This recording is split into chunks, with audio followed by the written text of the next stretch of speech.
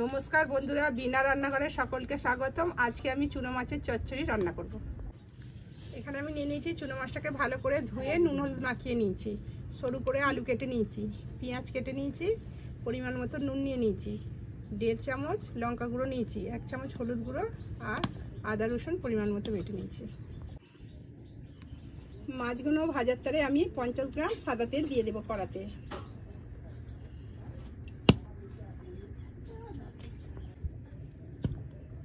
কড়ার তেলটা কেটে গেছে, আমরা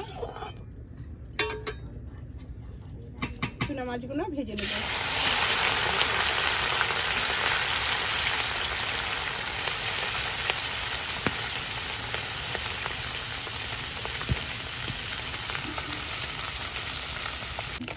মাছগুলো এবার উল্টে পাল্টে ভালো করে ভেজে নেব।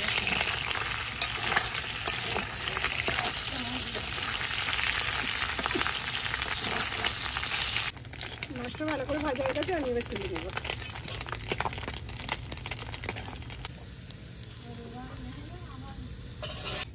মাছ ভাজা তেল দিয়েই আমি রান্নাটা করে নেব, সেই তেলেতেই আমি পেঁয়াজগুলো দিয়ে দেবো।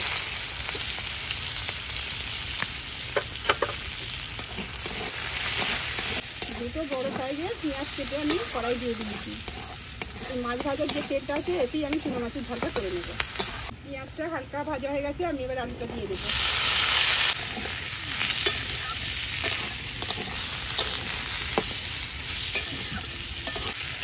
আলুটা ভেজে নিয়েছি, এবার আদা রসুনটা মাঝখানে একটু তেলে ভেজে নেব।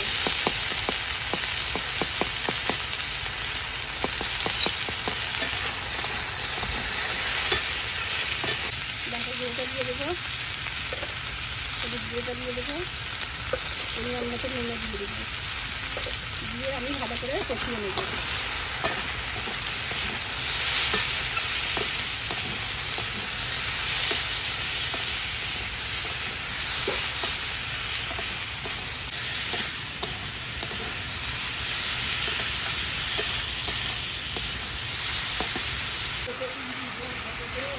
ভালো করে কষা হয়ে গেছে, আমি এবার পরিমাণ মতো জল দিয়ে দেবো।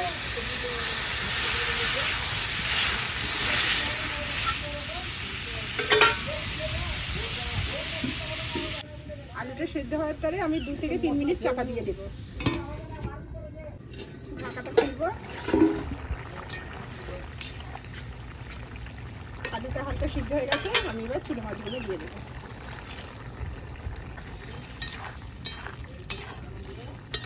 আর একটু নাড়াচাড়া করে আর 1 মিনিটের মতো চাপা দিয়ে দেবো।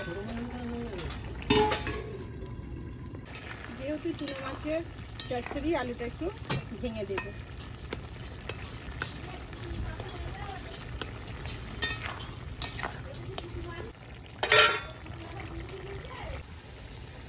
চুনো মাছের চচ্চড়িটা হয়ে গেছে, আমি এবার ঢেলে নেব।